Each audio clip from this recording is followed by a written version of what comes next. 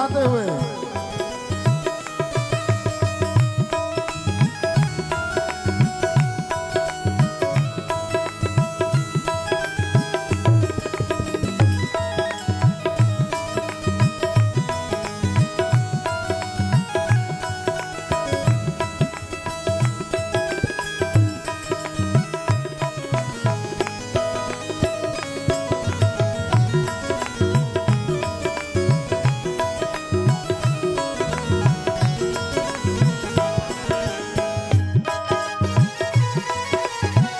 शिव बोल।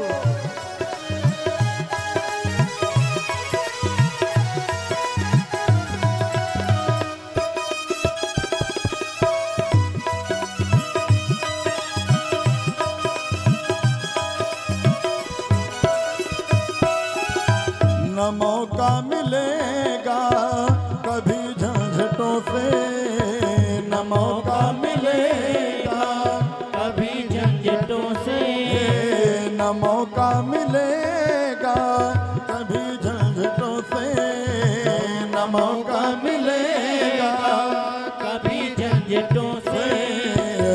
जैसे भी हो कुछ समय तो निकालो, जैसे भी हो कुछ समय तो निकालो, जैसे भी हो कुछ समय तो निकालो, जैसा भी हो कुछ समय तो निकालो। जन्म आदमी का मिले ना मिले फिर, जन्म आदमी का मिले ना मिले फिर। चली जा रही है उम्र धीरे धीरे, चली जा रही है उम्र धीरे धीरे। कथा शिव जी की है कल्याणकारी, कथा शिव जी की है कल्याणकारी।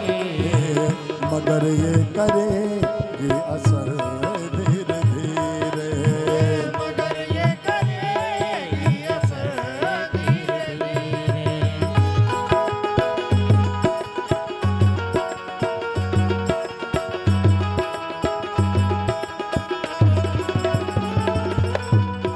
जय हो।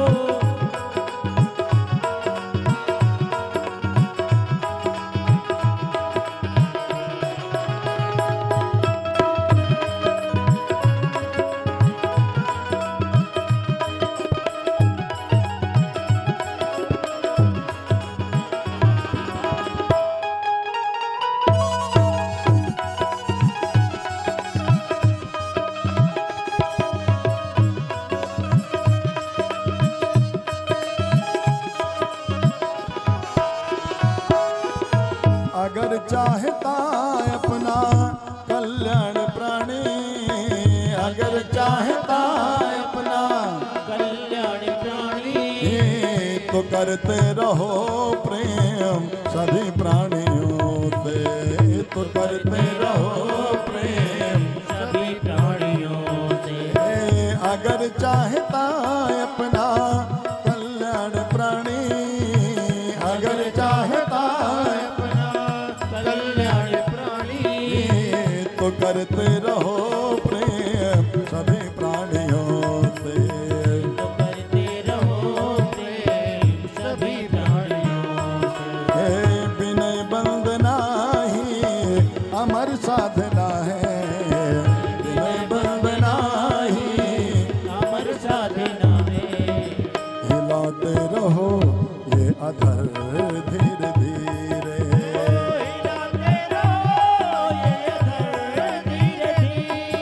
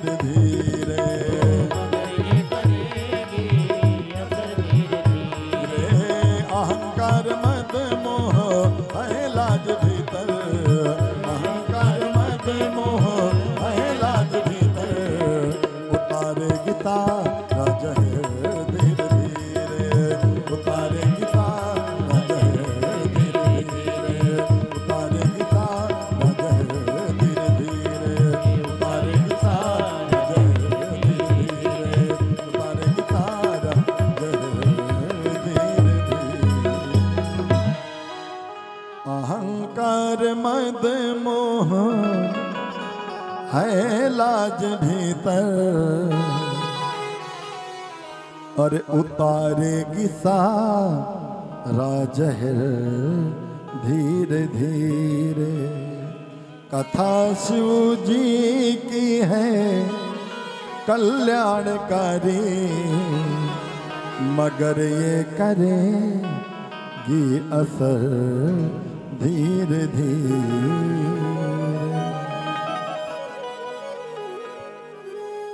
तुम्बुक नाम के गंधर्व ने जाकर के जैसे वीणा का निनाद किया है, शिव कथा का कथन प्रारंभ किया।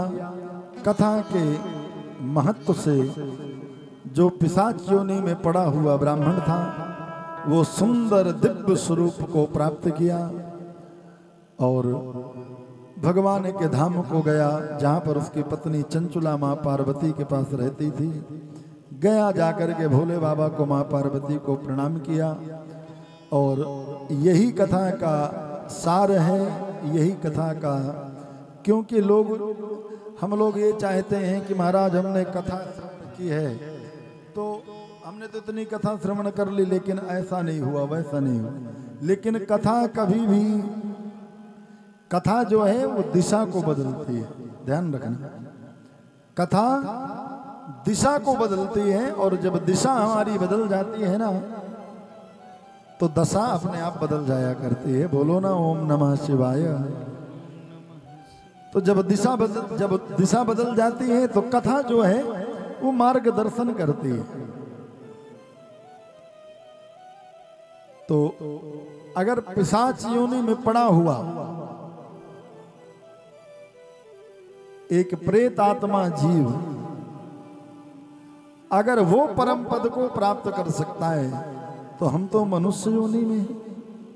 और मनुष्य योनि महाराज ये एक जन्मों में नहीं, कहते हैं 84 लाख योनियों को भोगने के बाद प्राप्त होती है। और अगर मोक्ष का, मुक्ति मुक्ति चिल्लाते हो ना, अगर मोक्ष का द्वार खोलना है तो मोक्ष के द्वार की चाबी कौन सी है? अरे भाई घर के अंदर प्रवेश करना है, घर में ताला लगा है तो चाबी तो लगानी पड़ेगी और चाबी वही लगेगी जो उस ताले की चाबी होगी। दूसरी चाबी लगाओगे तो ताला खुलने वाला नहीं है। तो अगर मोक्ष चाहिए तो उसमें जो मोक्ष द्वार का जो ताला है उस ताला को तो खोलना पड़ेगा और उसमें चाबी लगानी पड़ेगी। तो चाबी कौन सी है? बोलो ना। वो मोक्ष द्वार की चाबी कोई और नहीं है, मनुष्य का शरीर ही है। क्योंकि देव योनि भोग योनि है, पशु योनि कुभोग योनि है। क्योंकि महाराज पशु को डंडा भी मारते हो कि नहीं है? घर के पास आ जाए, पेड़ खा ले तो ले महाराज दे डंडा सटा सटा। अच्छा फिर भच अभच सब खाना पड़ता है पशु योनि में। लेकिन ये इंसान भी वैसे बनता जा रहा है। बोलो ओम नमः शिवाय। कल बताएंगे। इंसान तो आज की डेट में जानवर से भी गया गुजरा होता जा रहा है। और ये मत समझ लेना कि शिव पुराण सुनने से वो पिशाच की मुक्ति हो गई तो हम भी सुन ले तो हमारी भी मुक्ति हो जाएगी। श्रवण का भी भेद है। श्रोता 3 प्रकार के हैं, उत्तम, मध्यम और आगे समझ जाओ निषिद्ध। तृतीय श्रेणी वाले, प्रथम श्रेणी रेलगाड़ी में भी होता है ना, प्रथम श्रेणी, द्वितीय श्रेणी, तृतीय श्रेणी। तो श्रोता भी वैसे हैं। और उस द्वार की जो चाबी है, क्योंकि गोस्वामी तुलसीदास जी कहते हैं कि मुच्छिद बड़ी भाग मानुष तन पावा सुर दुर्लभ। देवताओं को भी सुर माने देवता, ये मनुष्य योनि देवताओं को भी दुर्लभ है। सुर दुर्लभ सदग्रंथन गावा। असाधन मोक्ष धाम कर द्वारा। क्या लिखा है? साधन मोक्ष धाम कर द्वारा, अपाई न जही पर लोक सिधारा। अगर ये मनुष्य रूपी चाबी पाकर के मोक्ष के द्वार का ताला नहीं खोला ना तो फिर और किसी जन्म में ताला खुलने वाला नहीं है। इसलिए शिव पुराण का यही महत्व है कि अगर इस मोक्ष के द्वार को खोलना है तो इस मनुष्य रूपी शरीर से, माया रूपी शरीर से शिव नाम की चाबी बना लो, क्योंकि वो कल्याणकारी है। और जब शिव नाम की चाबी से ताला खोलोगे ना तो बिल्कुल सटीक फिट बैठेगा, फिर इधर उधर चाबी घूमने वाली नहीं है। इसलिए शिव नाम को अपने हृदय में बसा ले, यही कथा का सार है और यही कथा का तत्व है। और आगे की कथा हम कल श्रवण करेंगे और कल हम रुद्राक्ष के बारे में बोलेंगे। रुद्राक्ष क्यों धारण करना चाहिए, कितने मुखी धारण करने से क्या होता है, और शिवलिंग की पूजा क्यों करनी चाहिए, शिव जी शिवलिंग बना क्यों, कैसे बना, कैसे निर्माण हुआ, आदि आदि कथाओं का कल वर्णन होगा। तो जिसको जरूरत हो वो कॉपी पेन लेकर के आना, तो लिखते जाना है कि क्या, क्योंकि क्या करने से क्या होता है, कल बिलपत्र की भी महत्वता को बताया जाएगा। तो आज समय को देखते हुए आज महात्म करके आज कथा का विश्राम करते हैं। और कल कथा कितने बजे से है, 3 बजे सुबह से कि शाम, अच्छा दोपहर से। हाँ मैं वही सोचा, मैंने कहा शायद 3 बजे रात से ना, क्योंकि जिन्होंने कलश उठाया, कलश वाले तो सारे नहीं देखे, हम सबको देखें कौन कौन कलश उठाया था है? तो वो सबसे प्रथम श्रेणी का श्रोता है। और ये पढ़ लेना, ये नहीं कि हम ये कह रहे हैं कि ये पढ़ लीजिएगा शिव पुराण में, महात्म में। जो श्रोता अपने साथ 5 शिव जी का मंत्र को क्या कहते हैं, अरे जोर से बोलो ना, शिव जी के मंत्र को क्या कहते हैं, पंचाक्षर मंत्र क्या बोलते हैं, और ये अमृत है, पंचाक्षर बोलते हैं। तो शिव कथा में जो 5 लोगों को लेकर के आता है वो 1.25 लाख शिव पंचाक्षर मंत्र के जप का फल प्राप्त करता है। और शिव ही एक ऐसे देवता हैं, क्योंकि जो गंधर्व की उपासना करता है उसको वो गायन बहुत अच्छा करता है, जैसे हमारे कुलदीप जी करते हैं? और हमारे मोहित जी तबला बजा रहे हैं, नारायण जी जो है बेंजो प्ले कर रहे हैं। तो जो गंधर्व की उपासना करता है उसको सुंदर सुरों में गाता है, जो देवी की उपासना करता है उसको तेज मिलता है, रूपवान होता है। लेकिन जो चाहे कि मैं गंधर्व भी बन जाऊं और रूपवान भी हो जाऊं और मुझे पद भी मिल जाए, मंत्री बन जाऊं, मिनिस्टर बन जाऊं, धन धान्य की वर्षा हो जाए, तो वो देवता एक ही है। कौन है? आदिदेव महादेव भोलेनाथ, काशी विश्वनाथ बाबा, एक ही देवता, क्योंकि वो भोले, उनको बोलते ही भोले हैं। आशुतोष तुम थोड़ी थी, बाकी देवी देवताओं को तो बड़ी लंबी लंबी पूजा करनी पड़ती है, लेकिन भोले बाबा को तो जल चढ़ाओ, उसी से कल्याण है जाए महाराज, और कुछ करने की जरूरत ही नहीं। भांग पीस के पिलाओ तो ले लें, पेड़ काट के चढ़ा दो तो भी स्वीकार कर लें। ऐसे दयालु देवता कहाँ मिलेगा, कोई मिलेगा है? ऐसा दयालु और कोई देवी देवता है? तो जिसको ये है कि मुझे मोक्ष भी मिल जाए, पद भी मिल जाए, ऐश्वर्य भी मिल जाए, तो वो शिव की शरणागति को प्राप्त कर ले, उसे सब कुछ एक में ही प्राप्त हो जाएगा, अलग अलग करने की जरूरत नहीं है। तो बोलिए उमापति महादेव की, बोले शिव महापुराण की, बोले आदिदेव महादेव काशी विश्वनाथ भगवान की। नमः पार्वती पतये हर हर हर महादेव।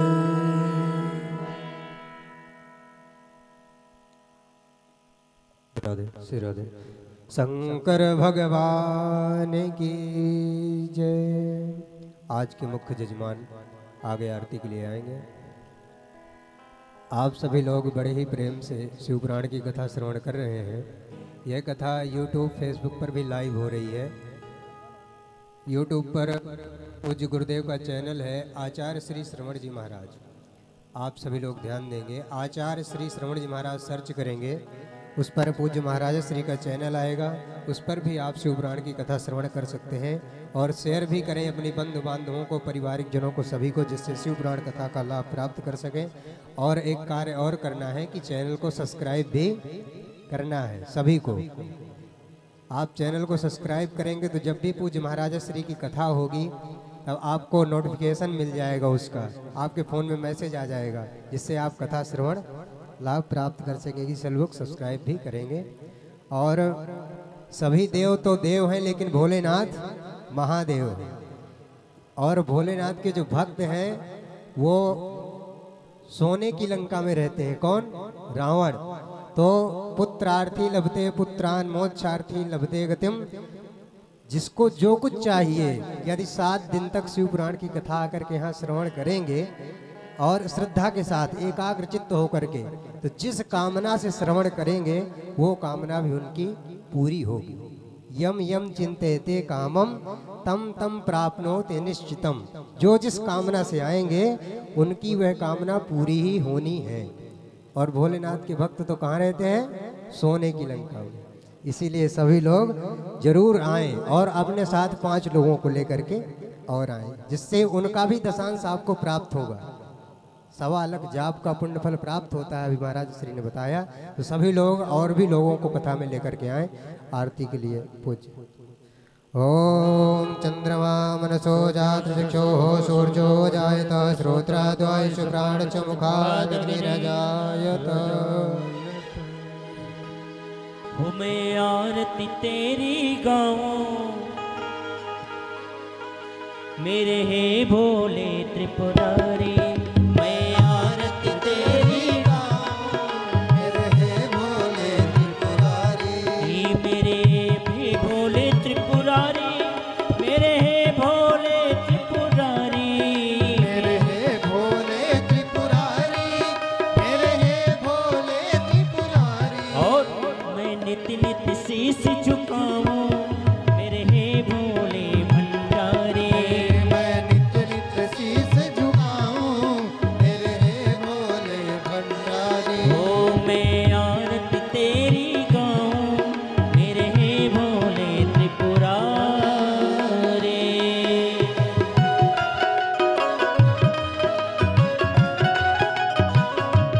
जय हो।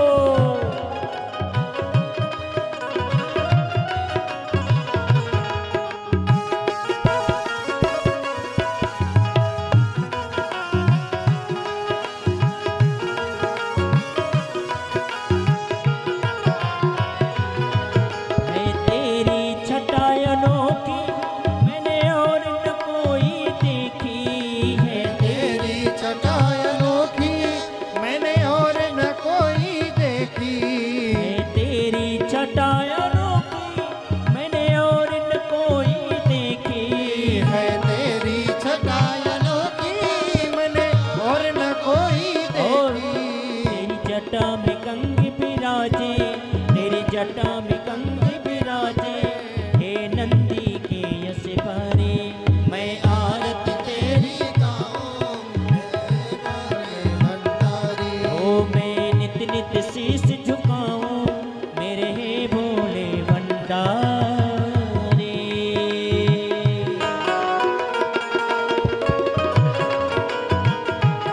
जय हो।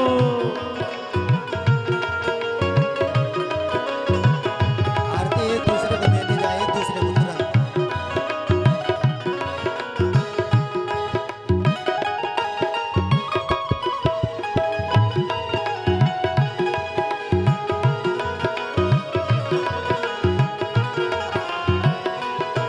तू जब जब डमरू बजाए, सब अपनी सुध बिसराए।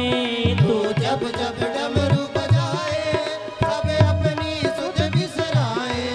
तू जब जब डमरू बजाए, सब अपनी सुध बिसराए। तू जब जब डमरू बजाए, सब अपनी सुध बिसराए। सबका सब है तेरे, तू सब है तेरे। हे बागंबर के धारे, मैं आरती तेरी गाऊं, मेरे हे भोले भंडारी। हो मैं नित नित शीश झुकाऊं,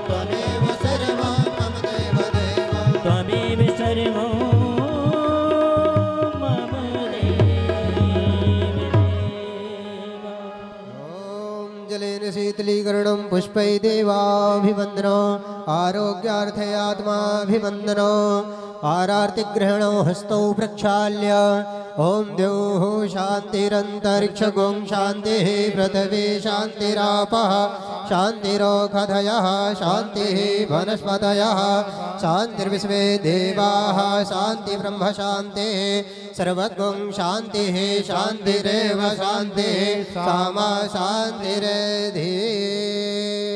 हरिः ओम।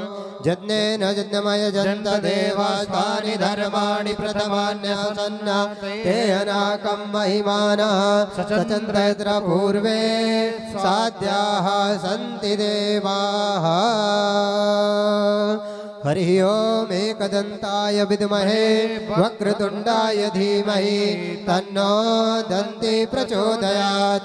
हरिः ओम। नारायणाय विद्महे वासुदेवाय धीमहि तन्नो विष्णु प्रचोदयात्। हरिः ओम। महालक्ष्मै च विद्महे विष्णुपत्न्यै च धीमहि तन्नो लक्ष्मी प्रचोदयात्। हरिः ओम। तत्पुरुषाय विद्महे महादेवाय धीमहि तन्नो रुद्रा प्रचोदयात्। सेवन्ति कामकुलचम्पटपाटलाब्जै पुण्यगजाति करवीररसालपुष्पै बिल्वा प्रवाह तुलसी दलमञ्जरीभिः त्वां पूजयामि जगदीश्वर मे प्रसीद। नाना सुगन्धि पुष्पाणि यथा कालोद्भवानि च पुष्पाञ्जलिर्मया दत्त गृहाण परमेश्वर।